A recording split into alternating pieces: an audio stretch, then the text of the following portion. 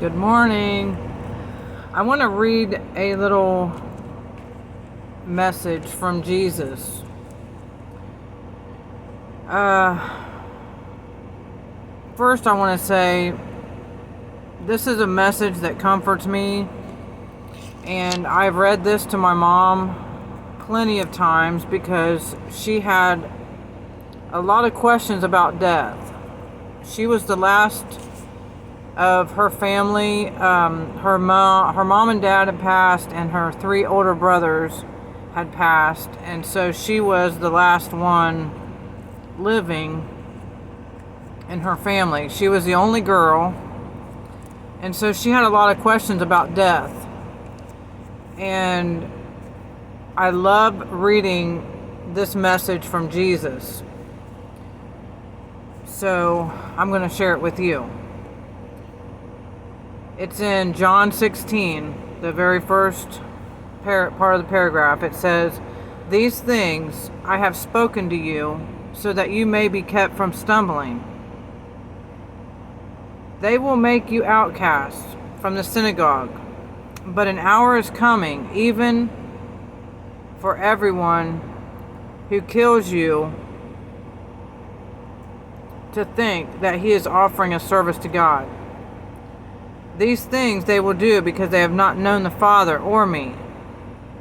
But these things I have spoken to you so that when the hour comes you may remember that I told you of them. These things I did not say to you at the beginning because I was with you. But now I am going to him who sent me, and none of you ask me, 'Where are you going?' But because I have said these things to you, sorrow has filled your heart. But I tell you the truth. It is to your advantage that I go away. For if I do not go away, the Helper, the Comforter, will not come to you. But if I go, I will send him to you."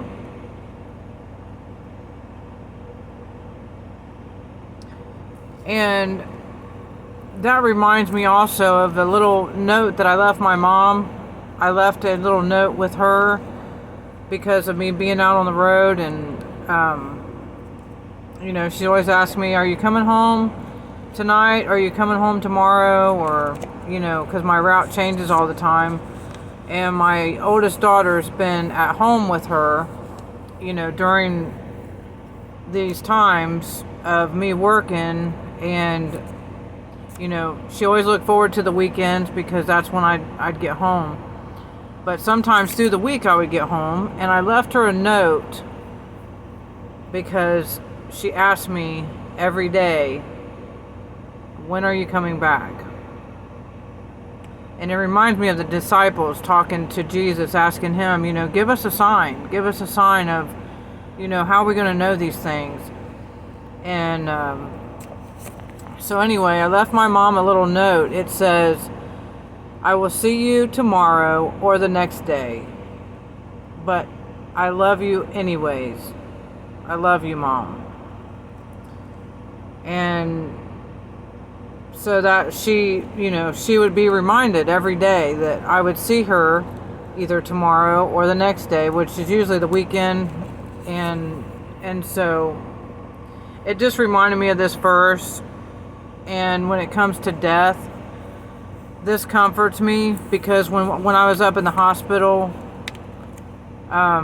they called me.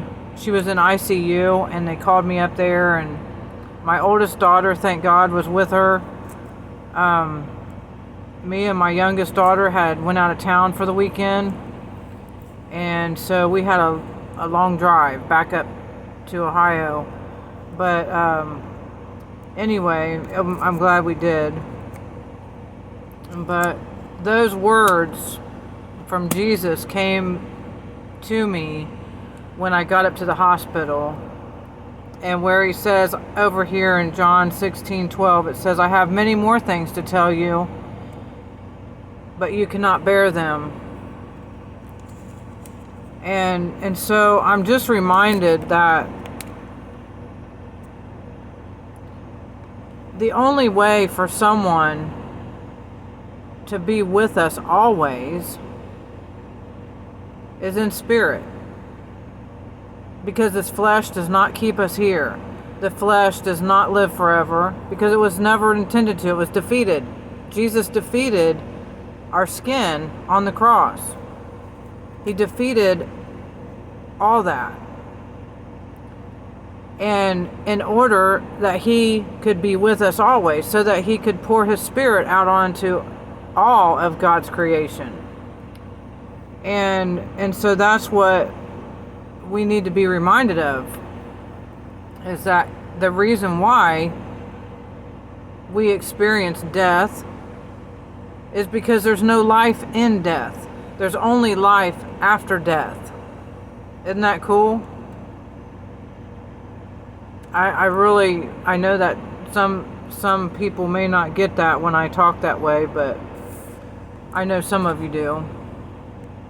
And I love being reminded of that, because if he does not go, then the Comforter cannot come. And I just heard those words of Jesus over and over in the hospital. I just heard him louder than ever. And I actually had a conversation with the